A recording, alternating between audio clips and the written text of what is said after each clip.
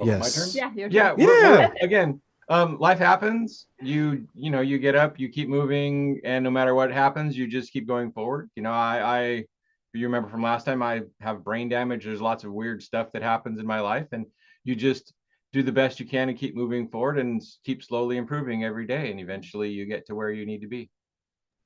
Yes. Let me ask you both a question. Since we last spoke, have you seen any changes, good, bad, or indifferent, when it comes to how parents are handling raising their children? I have a glimmer of hope there. I'm seeing more parents getting involved and asking questions, right? Our podcast has been growing and the contacts that we've been having from parents has been growing. So I really think parents are really realizing that they really need to kind of step in there and get moving again. Mm-hmm. And we end up in weird conversations just out of the blue, walking around. People start talking to us, find out what we do. And when we start telling them what we do, they get really interested. They're really fascinated. And when we start talking about actually some of the problems that we see, they get it. They understand. And it's like, yeah, I now that you say that, it like makes so much more sense. And then as we start giving them, solutions and ways that they can go about it, a lot of them have stepped up. They've started going back to their school boards and being more active in their communities. And so even if they're not quite ready to take their children out of school, they're getting more involved because their children are the most important things.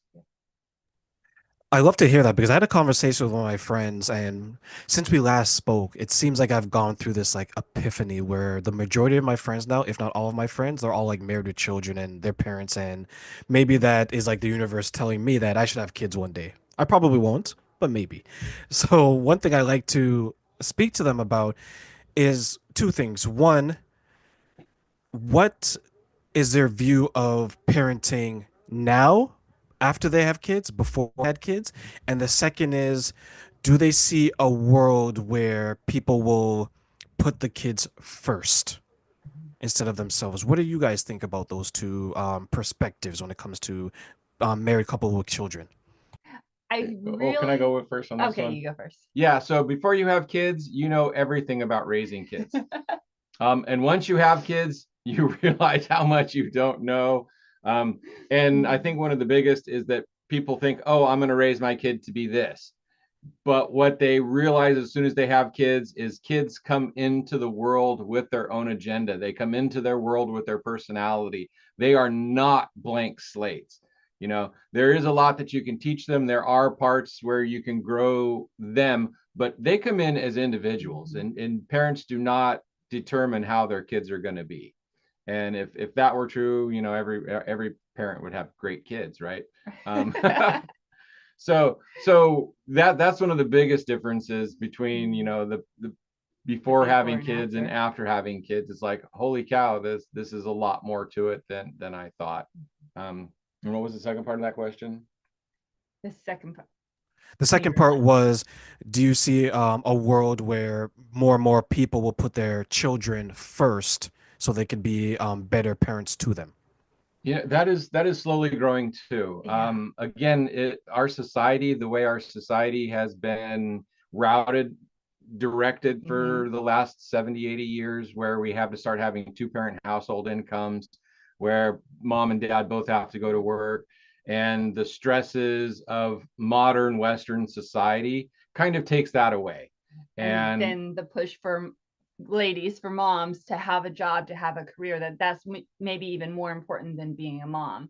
And so that shift happened, and so many moms are now like, oh well, now I'm older and now I'm having kids, and oh wow, I can't keep up with them as much and things like that. There's that shift kind of happening. They're like, oh, maybe we might have wanted to have our kids a little bit younger or a little bit earlier, and maybe the career isn't quite so important as the society is saying. And I'm saying that from a career person. I was a teacher for 27 years, and I even look back and like, wow, I loved being a teacher because I got to give to so many kids, but I also have regrets about not touching in and digging in and teaching my kids, my own two boys, quite as much, right? And so there's a little bit of a shift. I've had some other younger parents start going, oh, you know what, I don't really need all that career. I can be a mom first and then maybe do something. So that little bit of a shift for those people who are really in tune with who they are and what they want to do is happening. and it's a pendulum. Yeah. And the pendulum reached its apex, and so many people realize that isn't fulfilling, and it's starting to swing back. So more people are becoming parents and wanting to be parents and wanting to have that family. And they're making what a lot of people would consider tough choices on their priorities. So instead of prioritizing the bigger house and the better car and all of this cool stuff, it's like, no, let's focus on the family. Let's focus on the education. And because, you know, it's 18 years per kid. If you have them in succession, it's maybe 20, 24 years if you have like kids a couple years apart. But after that, then you get to work on yourself more. But while you're in that process of raising your children, that needs to be the priority. That needs to be where you put your focus and your energy, because everything else comes and goes, and your children do also grow up and leave. But for that time, that really does really need to need be the you. focus. Yep. And more people are coming to that realization.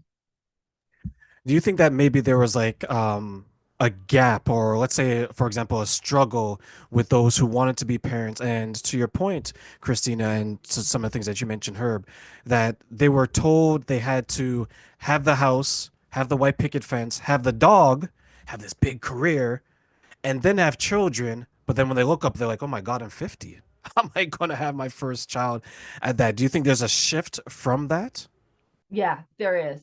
There's women who are thinking, wait a second, I really want to be a mom. And do I really need to go after that big career or whatever? And like Herb said, a lot of his priorities, really people looking and thinking, do I really want that big house? Do I really want that big fancy car? Or do I want that family that's going to learn and love and grow together? And one thing is, after 40, it is a lot more dangerous and a lot harder for women to actually have children. So the idea of having children at 50, that's actually very, very rare. And there's a lot of stories on the internet. The internet is bringing this back a lot right now, because people talk about how they had like 6 kids in a 2 or 3 bedroom little house, and how those families are still together and strong, and their relationships are great. And then we have these giant houses with 1 or 2 kids, and the kids and parents are estranged. And so that whole family dynamics, those stories that are out there now that keep coming across people's feeds, is starting to sink in, and that pendulum, like I said, is starting to swing back. And there are so many people out there, women especially, who like, wow, I've bought into this career, and now that I have kids, it's like, wow, I wasted so much time. This was so much more important. And again, yes, I loved what I did, but this was so much more important to me. Yeah. And so now they're stepping back into that motherhood role and finding so much more peace and joy in their lives. And you know, again, it's not everybody, it's not for everybody, but there are a lot of people who feel like, wow, I was lied to, because this really is more important than the career, because you know, mothers are keeping our species alive. It's like every person on this earth came through their mom. And if we have less moms, then that's not necessarily a good thing. I read someone describe motherhood and parenthood in general as like a superpower, where who wouldn't want to be like a superhero creating life? Because creating life, whether you want to be a parent or not, I think most people would agree that it's one of the most beautiful things that a person can ever do. And it was interesting for me, if I reflect on the last time we spoke, and even like in between, that there seemed to be like a focus saying that you don't have to do this, which is true. You don't have to become a parent, just like you don't have to have the big career. But there was like a little bit of shame. Oh my God, you want to be a mother? Oh my God, you want to be a father? You want to be a stay-at-home dad? You want to be a stay-at-home mom? Like there was this shame. Like you don't hear someone shaming the CEO of a company, right? Even though the CEO has long hours, big demands, and you're hardly home. And Herb, you made a fantastic point when you said that how many people have a 4-bedroom house and there's only one person living in there with a cat, with a dog? Like family homes are no longer considered family homes. It's one people, two people. So when you see the pendulum swinging, Herb, as you mentioned, where do you think we can go from here to continue to swing it in the direction of the nuclear family and raising a whole family? Part of it is what we're doing by helping and supporting those people and letting them know that it can be done easier and better and with support, that it isn't a lone stranger, a lone ranger kind of thing, right? You don't have to do it on your own. Really bringing back those values of community and support, letting moms know that they aren't alone when they're in their house with their kids, that there's lots of other kids and families around who want to do the same things and be out there together. And just really, you know, using all of our tools that we have now. I mean, we have this big thing called the internet, and we have all these coaches and mentors and things like that, people who want to share their wisdom and share their support, so people aren't alone in this and can have a more fulfilling journey as a parent and as a family. And wow, don't necessarily like to go political in these kind of conversations, but there's a lot of hope right now, because one of the things that's really stopping it is the taxes, is the amount of burden that our governments are placing on us, that are forcing a two-income household to be required. And so, you know, these wars that are out there, all of these taxes, it's like right now, it's like there's $15,000 a year burden on like just average people, just for we're talking US here in the US for to pay for our debt. And so they are taxing people out of their homes, they're taxing people out of their families, they're the wars, and it's absolutely devastating to our culture and to our economy. And so by strengthening that, you know, hopefully I'm going to say Elon Musk and in the Department of Governmental Efficiency can actually help reduce that a little bit.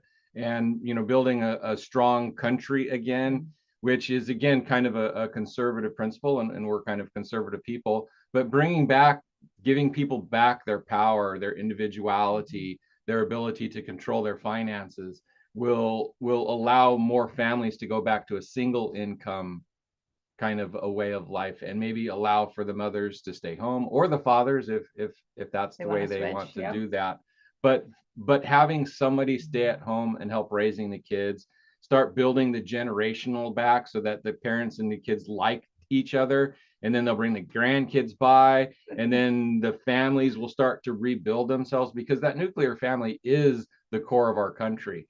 And, you know, the taxations and the policies and the needing to have two incomes has really put that under attack.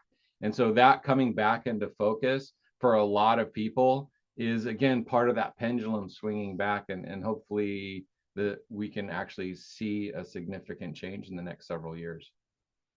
I think some people forget that in where we live in the United States and Canada, a lot of the what's the word I'm looking for, Herb and Christine? A lot of the concerns are very much from like a privilege standpoint, right? And the reason why I say that is because you look at let's say basic needs for people, right? Like you look at like food, shelter, and the higher the taxes are, it makes it more difficult for people to attain those basic things. And that's why, to your point, right? You have the two household families, not necessarily because someone wants to, because someone feels that they need to. And then when you look at like, let's say second world countries, a lot of places there's a parent that still stays home, even though the standard of living is different, is because they're able to sustain what they're looking to do. And then you have the families being raised together. You have the children interacting. There isn't this high demand of daycare or babysitter. I remember one person, she, ever since we started working from home, right, in Canada's big push after the lockdowns and the pandemic, she had to spend time with her children. She was married, and she realized she didn't even like her kids. So ultimately, she had enough. She decided to get a divorce.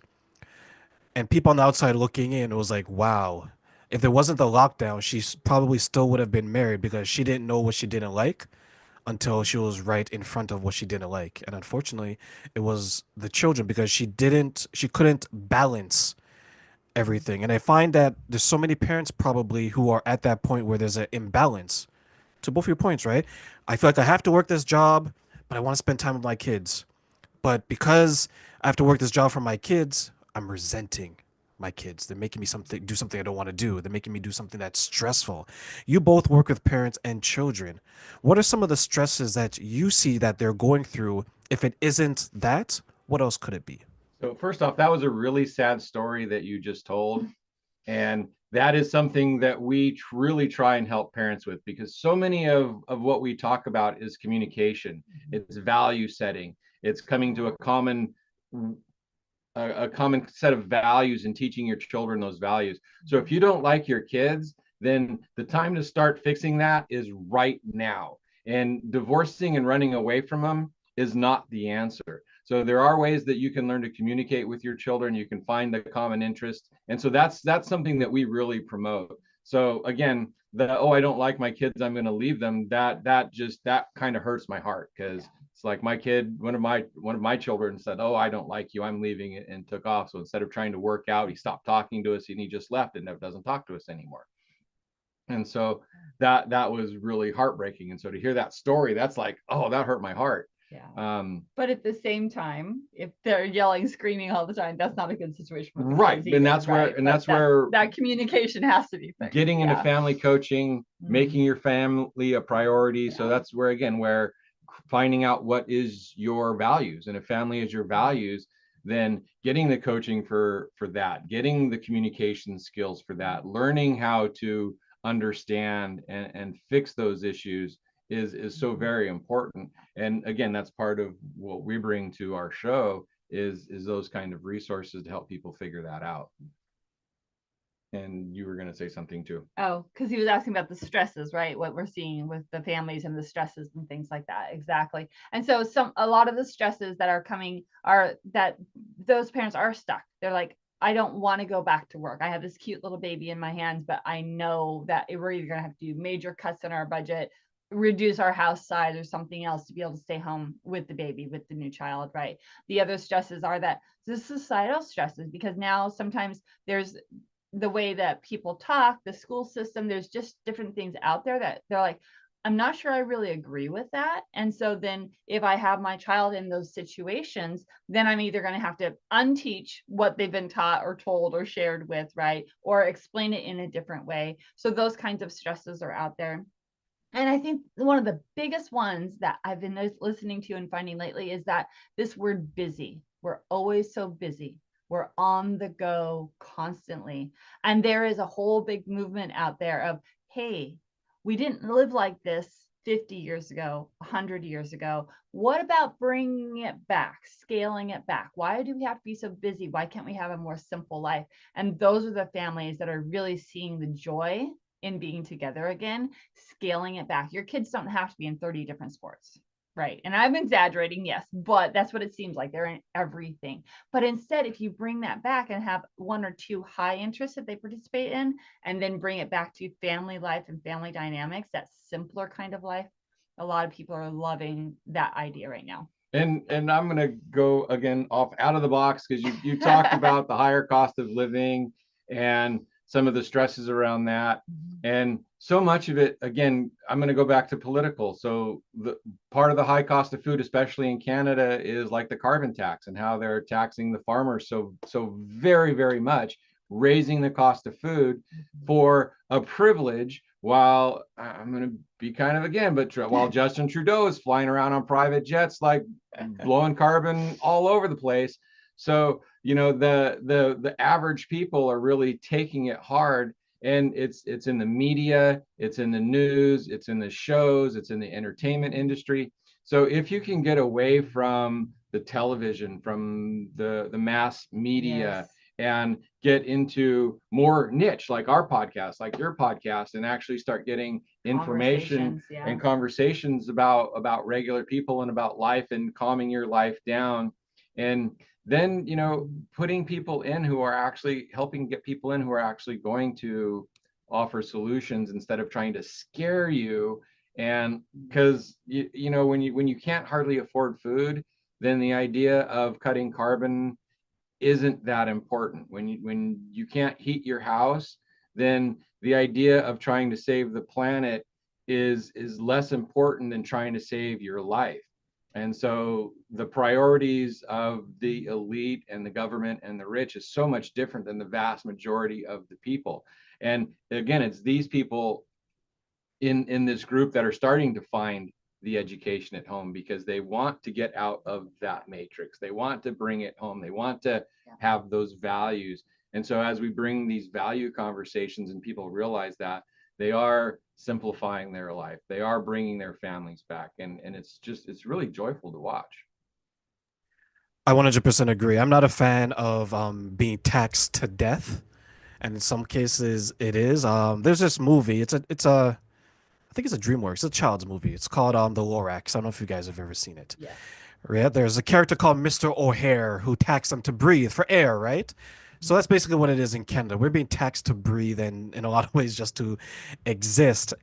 And it's funny because it goes back to what I mentioned earlier about the privilege. Like if I was in a developing country, a third world country, there probably isn't any concern about a carbon tax or anything like that because you're just trying to survive, Mhm.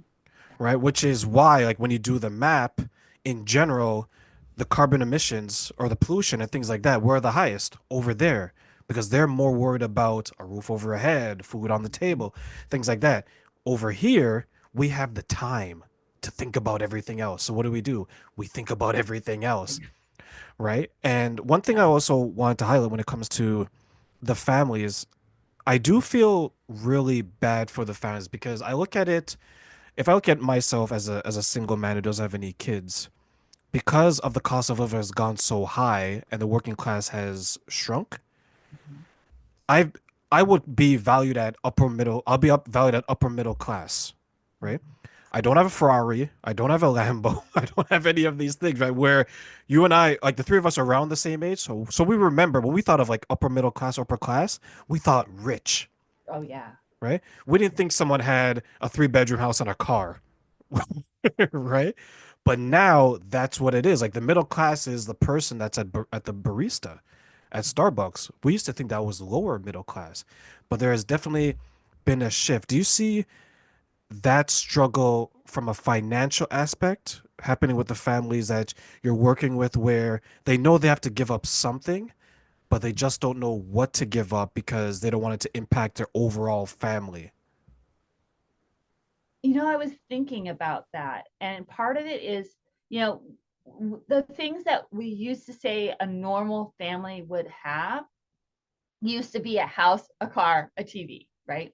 Now, those things are, oh my gosh, I have to have a brand new cell phone every year. I have to have cable TV. I have to have this newest game station. I have to have this big house, all these different things. What they say is quote standard of living anymore has gone up so high with all these extra things. And then when parents are like, oh, well, I can't afford this or can't afford that, I'm like, well, wait, does your child really need their own TV in their room? Or can there just be one TV in the main room and you sit around it as a family? Does every child need their own gaming console? Or can there be like one that they share and interact with together? Or maybe not at all. I mean, those are kind of crazy, but at the same time, it's like if you really look at what your family needs, compared to what they want. And that goes back to a pet peeve of no financial education for many, many, many years about needs and wants. And how do you balance all of that? Yeah, I can get going on this one. But so those people who are really able to say, sit back and go, wait, no, we're happy with a nice house, a good car that will get us around, not the highest fancy whatever, and the basics, good clothes, good food, and then a few luxuries, because that's, I'm sorry, cell phones for every child, games for every child, all of those kinds of things, a high end cable package. I call those luxuries. And that goes back to where I was raised when I was raised. But families can really take that financial hit or that financial burden and change it if they really look at what creates a happy family and what is just keeps you busy or those luxury things. Yeah, and even a long time ago when we had little kids, it was like we had a TV in the main living room, and there were no computers, no electronics, anything allowed in the children's room, because it's like if you want to do that, you have to be here in the same room ignoring us instead of in another room ignoring us. And we still have one TV, and it comes on like once a week or so. We're not plugged in front of the television all the time because we're out living our life. We enjoyed our families. We played games together. We actually had a family game night where we would actually play these online games together, and we would go out as group. So we played like Dungeon Dragon kind of games. So EverQuest, we would play EverQuest online, and we would all go out as a group and we would talk to each other. And it was kind of funny because then other people would join our group and would wonder how we were so cohesive. That's because we were all in the same room talking and not chatting over the stuff. So we did that. And so that's something that we also encourage. It's like, you don't need that. It's like, and again, if you're trying to bring back the family, if all of your kids are always off in the room doing their own thing, then the family time isn't there. Now, there is times where they do need to be alone to read, to do homework and stuff, but all the time, no, you need to start that communication back up, and by having your family be together and like to be together, and that's so very important. Do you find some parents and maybe even some children experiencing anxiety when they're put in a position to spend more time with each other? Only at first. Oh, yeah, only at first. Once they learn that communication, once they learn about personality and how to really support someone in their personality, which is another thing that we actually talk about, learning styles and personality, and how if you're only trying to give information or give to the person in your own style and your own personality, it doesn't necessarily work because their personality and their learning style for receiving is different, right? So we help parents and families learn about that. So then once that is kind of set and they understand that, and again, that communication is broken down so that everyone is involved and things like that, then that anxiety decreases a lot. And they usually are like, oh my gosh, we should have done this sooner. So I'm going to use this word, even though we don't necessarily agree with it because most people understand it, but homeschool. That's why we are homeschool advocates. But we call it education at home because most people, when they think about homeschooling, they try and replicate the school system at home. They try and bring the classroom home. And that system doesn't work for most children. So we call it education at home. So you teach your kids how to learn. You teach your kids the love of learning and reading, and then they can follow their own interests. And then it's amazing what they bring to you. We had one lady who homeschooled her kids, and her middle child, she goes, it's amazing what I learned from my middle kid. I'm like, I'm supposed to be teaching her, but she's out there learning all of the stuff and saying, hey mom, look at this, look at this, look at this. So the parents were getting an education from the children. And so at first, when that seems like, oh yeah, it's there's anxiety, I have to be around my kids all of the time. It's not that. It is so much different than what people expect. And the biggest regret that people have once they do start educating their children at home is that they didn't start doing it sooner, because their relationships improve, their communication improves, they have help around the house, they have a more cohesive family unit, they're learning, and the parents are learning at the same time. So it becomes a more fruitful life. And it's not just, oh, homeschool, I've got to bring them home. It's a family education, it's a family growth, Mind shift, and it's a complete mind shift. And as people settle into that, they're just absolutely amazed at how life changes for them, and how their priorities shift from this consumerist, first world, I got to have everything, to I have everything now. In the family, I have everything I need. I don't have to go out and get this external validation. I don't have to get this stuff to feel good. I feel good. And now how do we grow our life? And so that becomes, instead of trying to get more stuff, it's like, how can my life be even better? And that shift just really blows people away. That seems to be some of the difficulty, is keeping up with your neighbors, keeping up with those around you. And I can understand it, right? Like there's probably a lot of soon to be parents out there, or probably, new parents who saw a childhood that they remember differently as adults, and they don't want to go back to that certain type of lifestyle, not understanding that they're still looking through their childhood through a child's eyes, not through a parent's eyes, right? And then you have them raising their children by technology. I didn't have an iPad or a tablet growing up, so what do? You give that to your children. I didn't have the big screen TV. I always wanted a TV in my bedroom. My parents said no, so my children has one. I remember one family, there's four of them, the husband, the wife, and two kids, and they have four TVs just on the upper level. I was like, you have a TV in every room? Like, yeah, we have one in the main floor, we have one in the basement. You have six TVs? Like, to me, that's mind blowing, right? Like, I look at like my life. I have a TV, because I have a finished basement. I have a TV in the living room in the basement. I have a TV on the main floor, and then there's a TV in a master bedroom. So that's three TVs in my house, and it's 4 bedrooms, 3,000 square feet. I used to have a TV in my room until one day I woke up and I'm like, what am I doing? I wasn't even watching it. It was literally just there for decoration. Mhm. And I wonder how many parents struggle to understand that there's you may not have liked your childhood, but there's still parts of your childhood that was actually good. Why deprive that of your child? Do you think that is somehow a misunderstanding of maybe new parents when it comes to when they're becoming parents and having their own children? Yeah, the Yes. out of the box answer to that is the destruction of the family unit and the way that came about. So it used to be that there were generational, like grandma, grandpa, great grandma, great grandpa, and they had a big hand in raising the children and this knowledge of how Children and the to, and the grandchildren. Yeah. grandchildren and the great grandchildren. It takes the community to raise a family. And when our generation came around, so Gen X, ours were the first generation where both parents had to start working Mostly, yeah. in the 70s after Nixon took us off the gold standard and stole half of everybody's wealth. Because the value of the dollar dropped by over 50% in less than 2 years. So he stole half of everybody's money in the United States when he took us off the gold standard.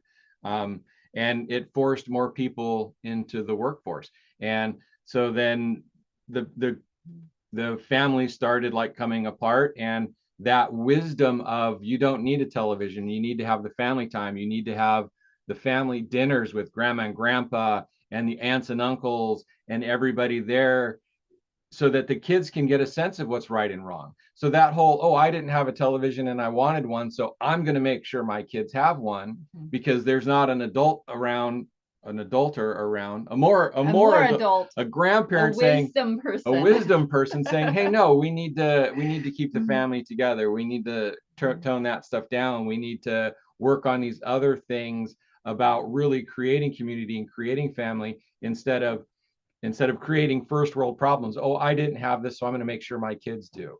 And now our kids don't talk to us. Our kids are more alienated. And then they get out and become parents, and they're all like, well, what do we do?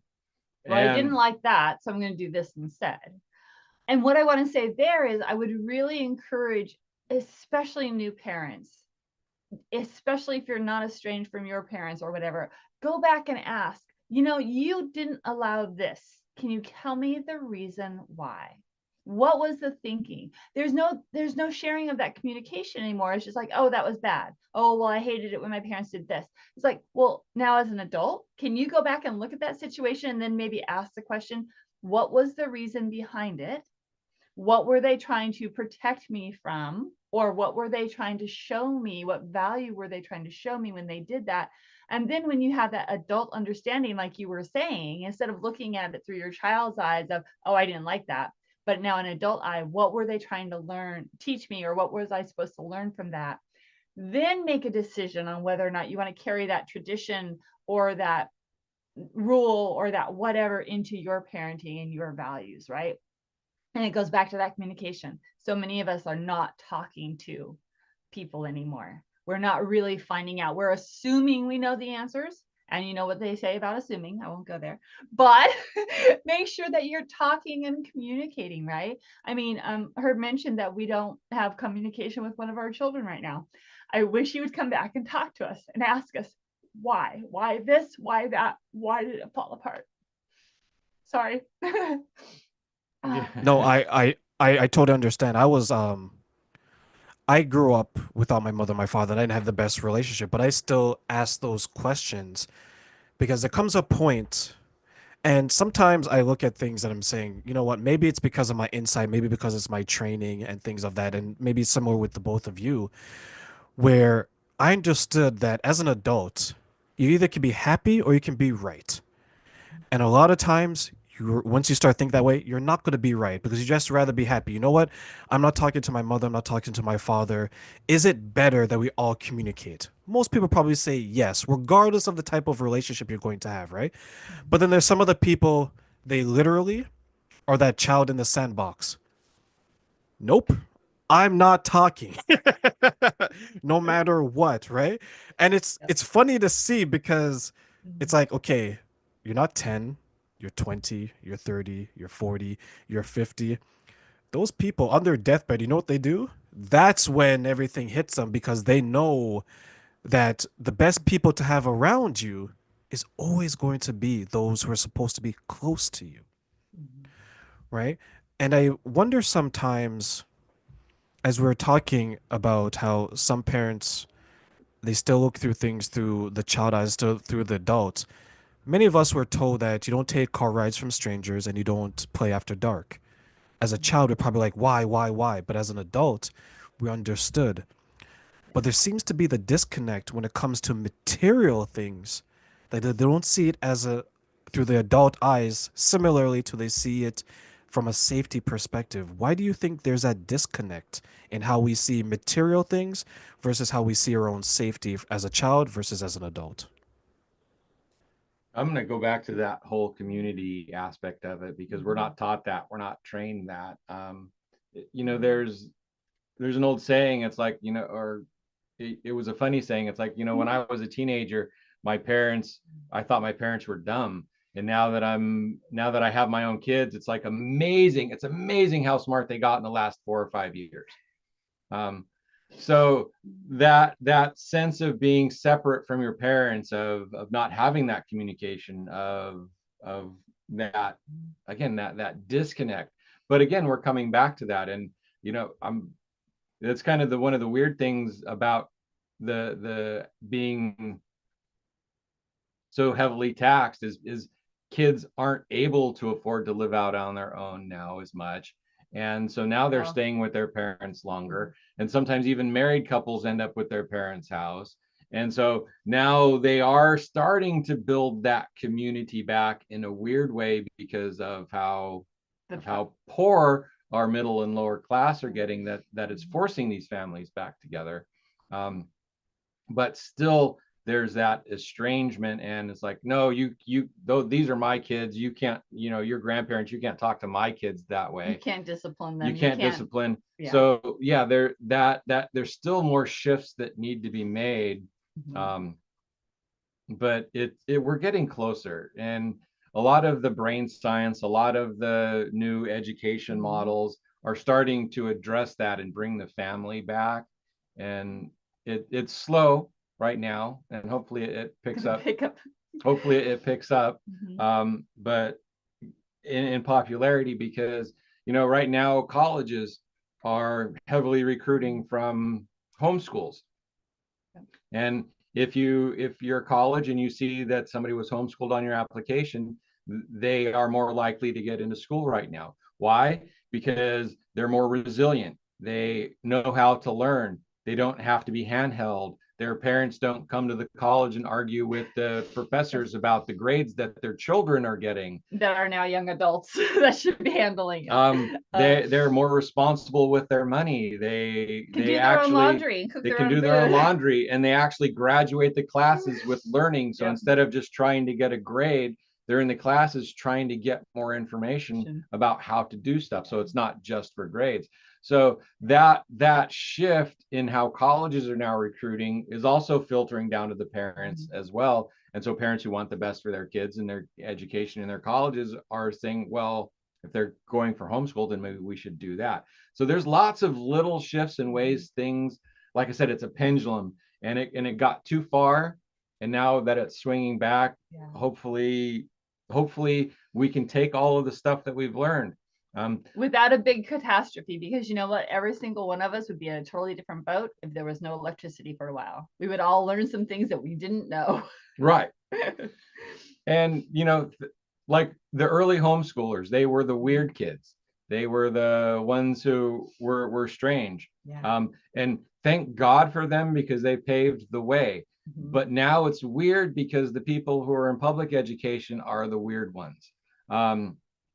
because they can be cats or dogs Yeah, don't go or there. whatever they want to be, and the schools aren't allowed to talk to the parents about it. And so the kids coming out of public education system can't talk to adults, they can't balance a checkbook, they can't do simple math, they can't talk to other people outside of their own age group without animosity. Right. And kids from these other education systems and Models, models and homeschools can walk into a room full of adults and have meaningful conversations. They can have lives, and people look at them as like, wow, how is this kid like this? And it's like, oh, he's homeschooled.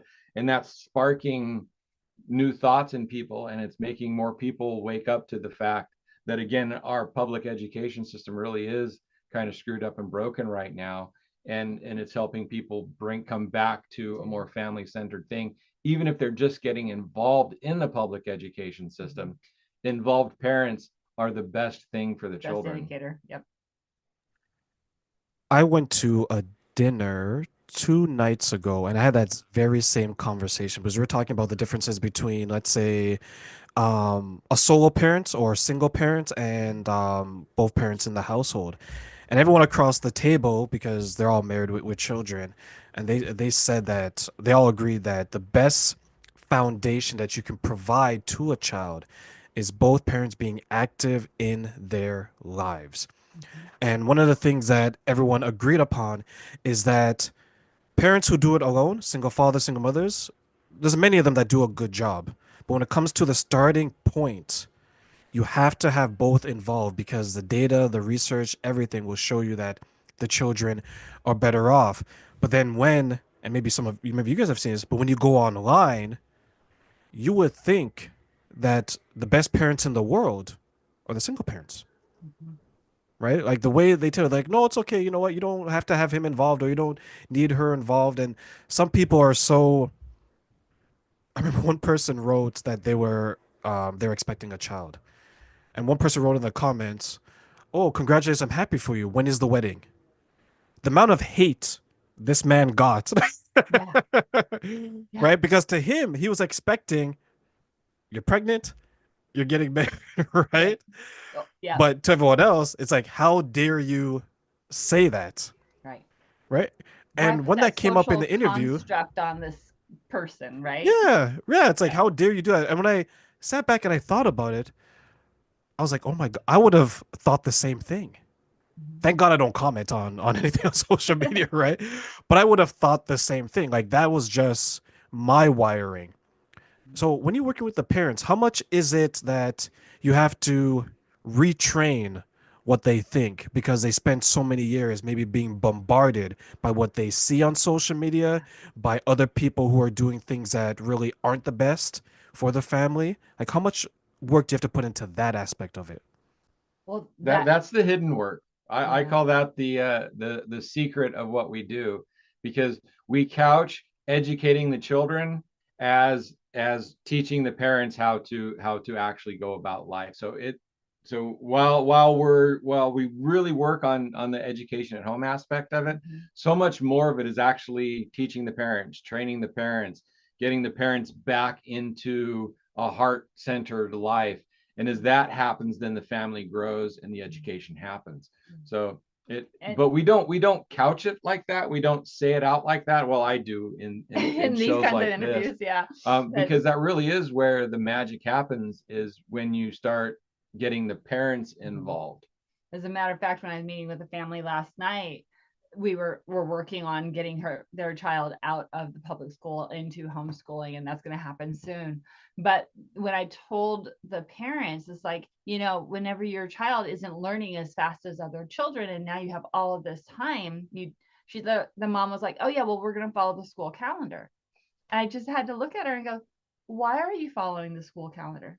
Well, because that's the way it needs to be done. It's like, nope, not anymore. You get to create this. And the look in her eyes, and the father's eyes just like popped, just like, oh my gosh, wait a second. We don't have to do this and this and this. And that's part of the communication around when I'm helping families make that shift and choose homeschooling, is like, what's best for your child? When do they learn the best? Middle afternoon? awesome. You get to teach in the middle of the afternoon now, as long as it works for your family. Does your child get up at 6 o'clock in the morning and can learn everything and then play the rest of the day? Awesome. If that works for your family, let's do it that way so that your child can learn and you and your family can be happy and fulfilled. And just that mind shift. So a lot of it has to do with not necessarily training, but just having the conversations that let them bring themselves. You know, any good coach will say, you don't give them the solution. You ask the questions and you guide and you talk around it until they come to the solution, because then it's meaningful to them. Yeah, and another of course, lady we talk about that with their kids too. You know, don't just tell your children what to do. Let's have some questions or some conversation and kind of guide them to understanding why. And that goes back to that big conversation I had earlier, like, don't just assume your parents were doing it a certain way. Go back and talk about it and try to figure out what there was going on there. Yeah, we had a conversation with a lady the other day who had a rough and tumble boy, and super active, always out. And so her schooling for him was in the afternoon. And when it was time for him to do work, she would send him out in the street to run around the block a couple of times, get himself tired. Okay, come back in. It's like, nope, still too much energy. Go run around, go get on your bike. And when he got himself that energy out, then they could sit down and go through the learning. Yeah. Now, that child would have had zero chance in the public education system, because as soon as he got anxious or up and he needed to move, they'd say, oh, you need to put him on Ritalin. Oh, he's ADHD. Oh, you need to put him on drugs to calm him down. And it's like, no, you need to let that kid play, get that energy out naturally, so that he can get to a place where he feels safe and calm. And then he's gone into engineering now.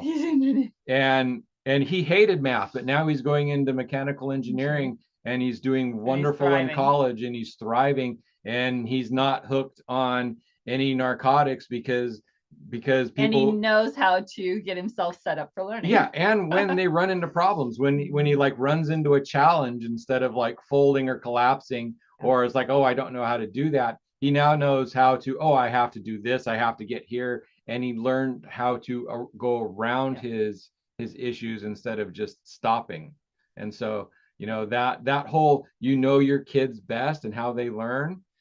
Some kids learn best in the morning. Some kids have to play. Some kids have to get their energy out. And some kids love reading, and it just comes really naturally. And so it's all right.